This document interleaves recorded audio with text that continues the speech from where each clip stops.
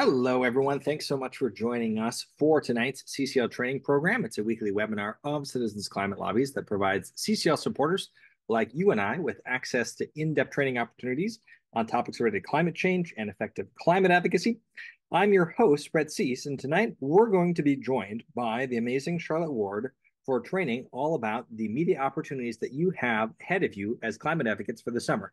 We'll provide a broad overview of the opportunities chapters have as we prepare for the summer, as well as our summer conference to engage with your local news media on climate solutions.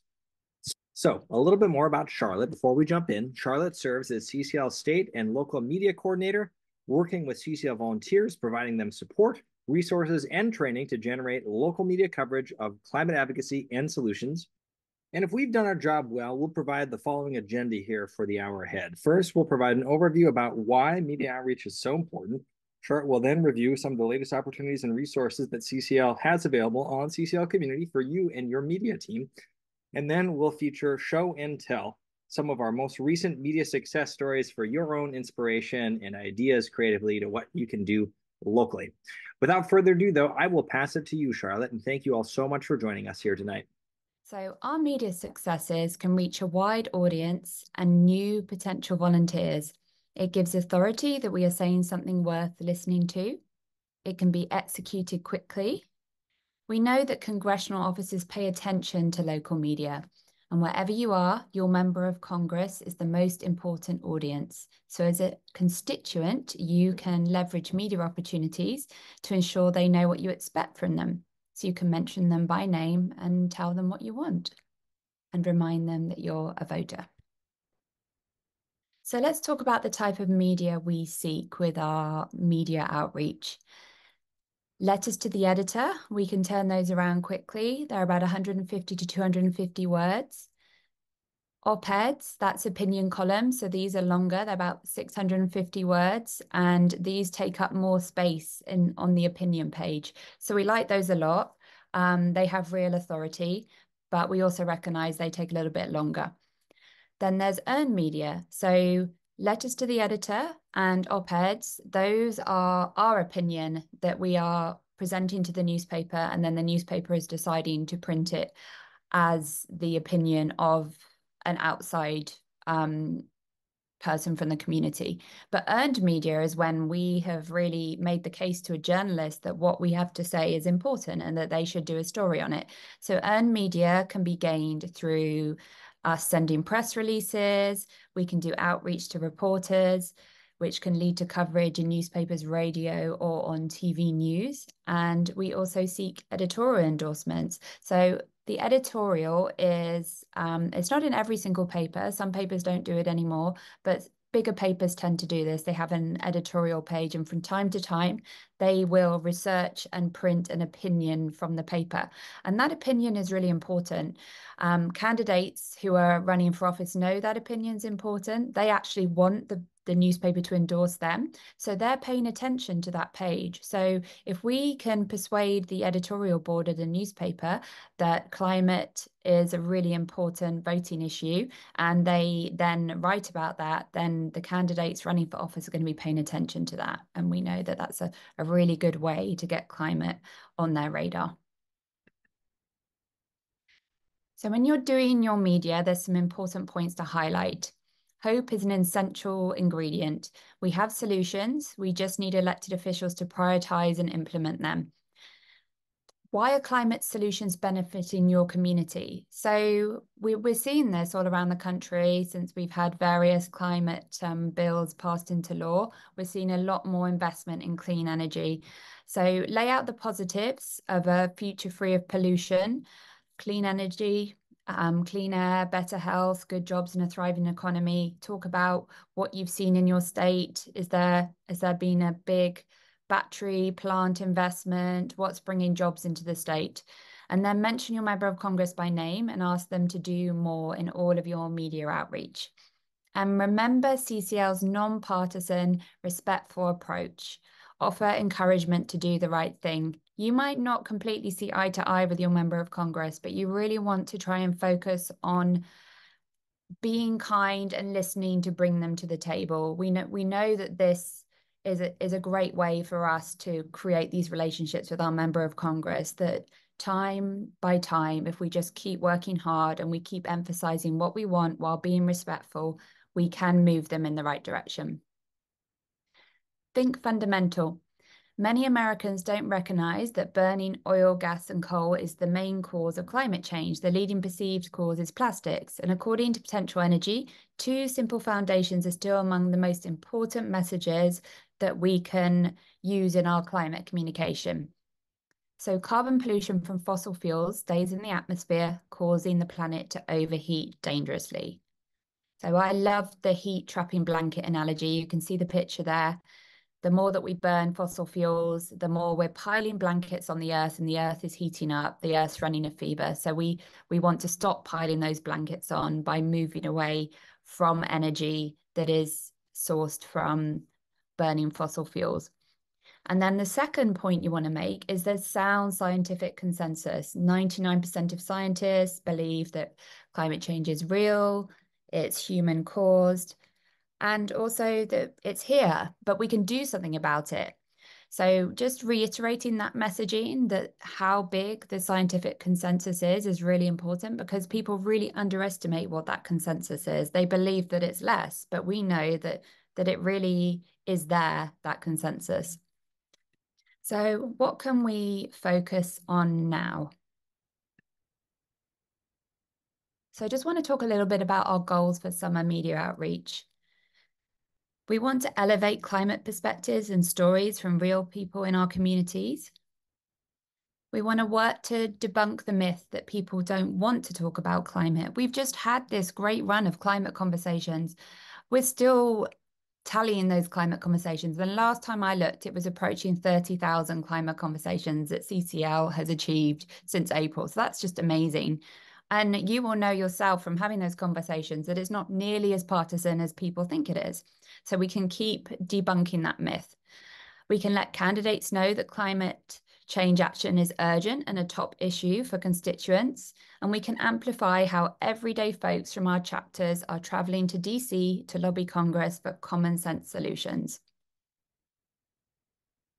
Okay, just before we go through the latest opportunities I have for you, I wanted to talk to you a little bit about the lay of the land of where we are right now, and what you should be thinking about as you do your media work over the next few months.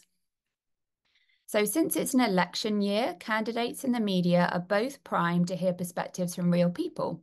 The candidates want to know what their prospective voters think, and the media is watching the horse race, trying to gauge where things stand and predict future outcomes based on what they're hearing from people in local communities. Sitting members of Congress always want to know what their constituents think, so all three of these audiences really want to hear from you. And there's no time like the present. The next couple of months are the perfect time to elevate perspectives on climate change in the media. We know from our legislative team, Ben and Jen on the Hill, that very little policy work gets done in Congress as election season ramps up, really from August onwards. So June and July are the prime time to drive home why climate policy is essential from your perspective as a regular person who cares about this issue.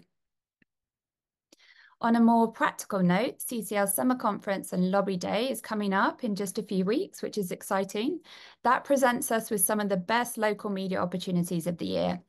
So our new media materials, which I'm about to discuss with you, are framed around the conference and lean into that regular person angle. Our op-ed template talks about how we want to outnumber paid lobbyists on Capitol Hill so that elected officials hear about and support policies that are good for people and the planet. And our new press release template emphasizes having climate conversations on the way to DC, which frames our climate advocacy work in an accessible way. I know some of you will be eager for specific asks for Lobby Day, and for that I would encourage you to attend the 2 Lobby Day trainings that we have coming up very soon, when our government affairs team will lay out our policy asks and messaging. Okay, so back to our latest opportunities for you. So as I said, we really want to continue those climate conversations. We've seen some really great media from volunteers since we started that Earth Month drive to have climate conversations.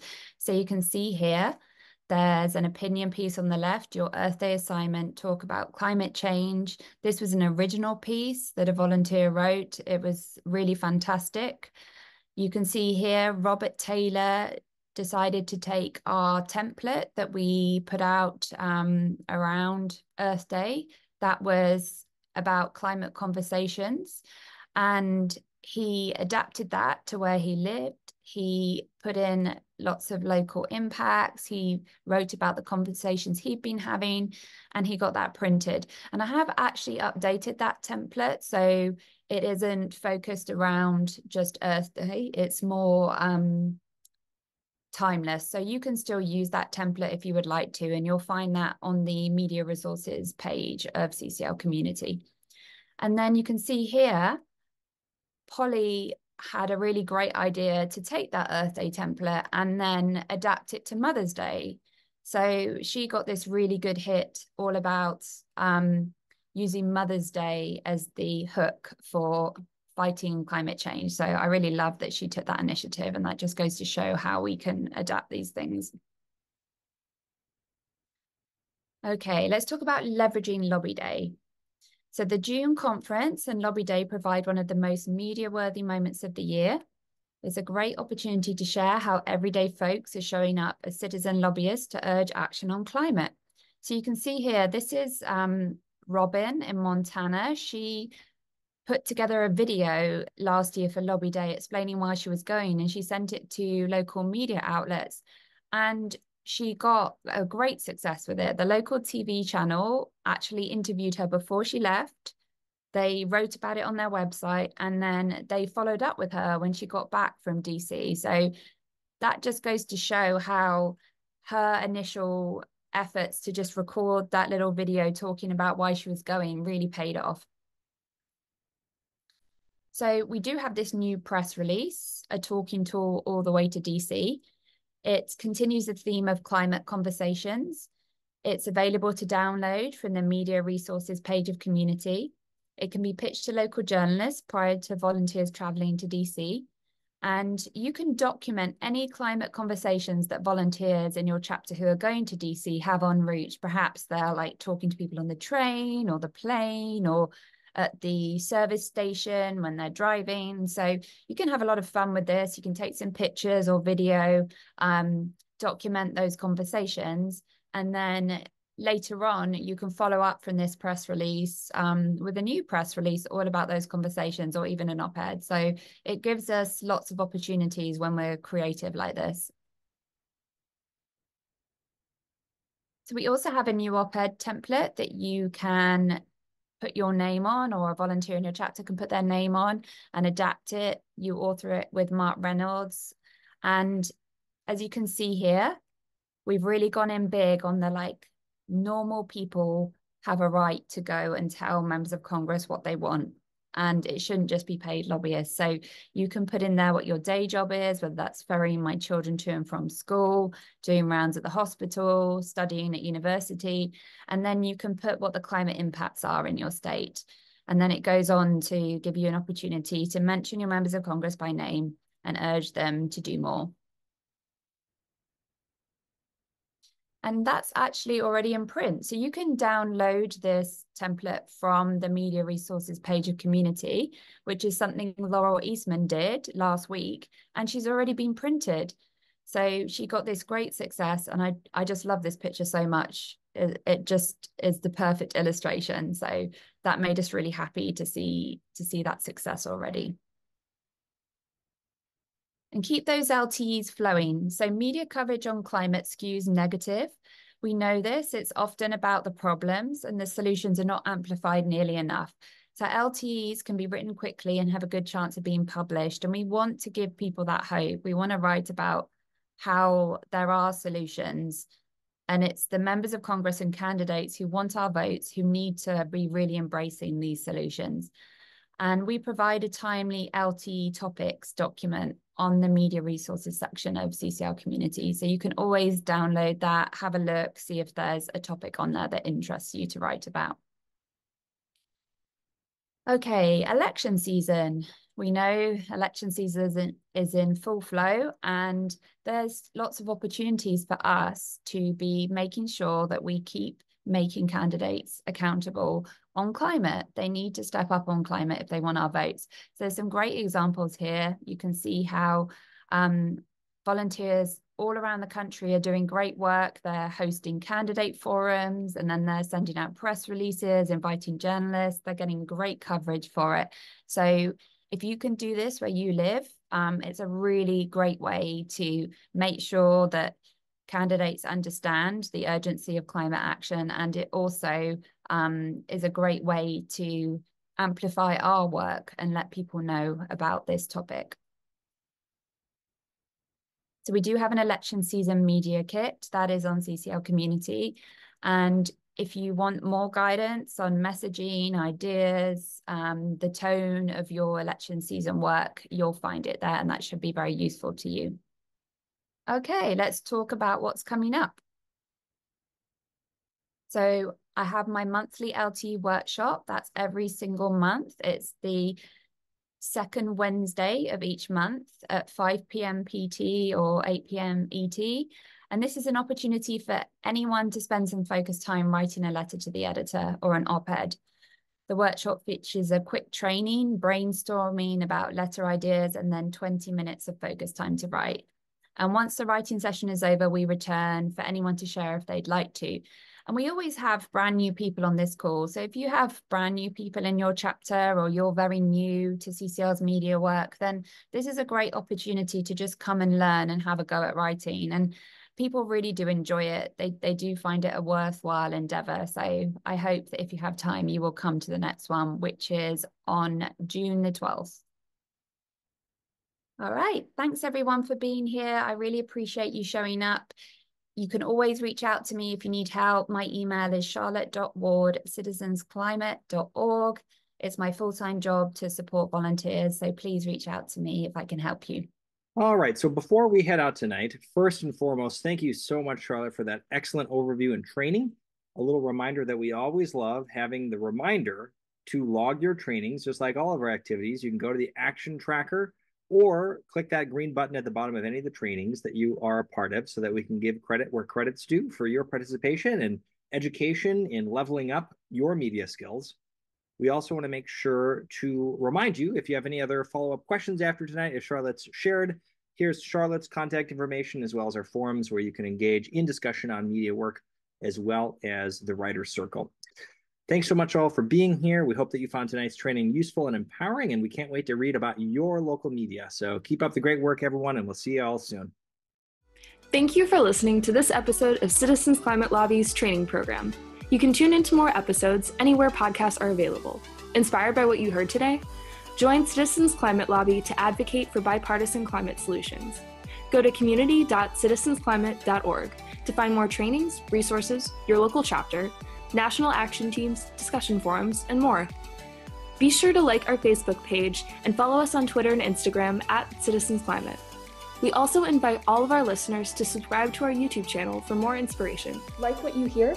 Recommend us to your friends and make sure to give us a 5-star rating. It helps us show up on other listeners' feeds. Feel free to pass on any suggestions for future episodes in the comments as well. And together, we are creating the political will for a livable world.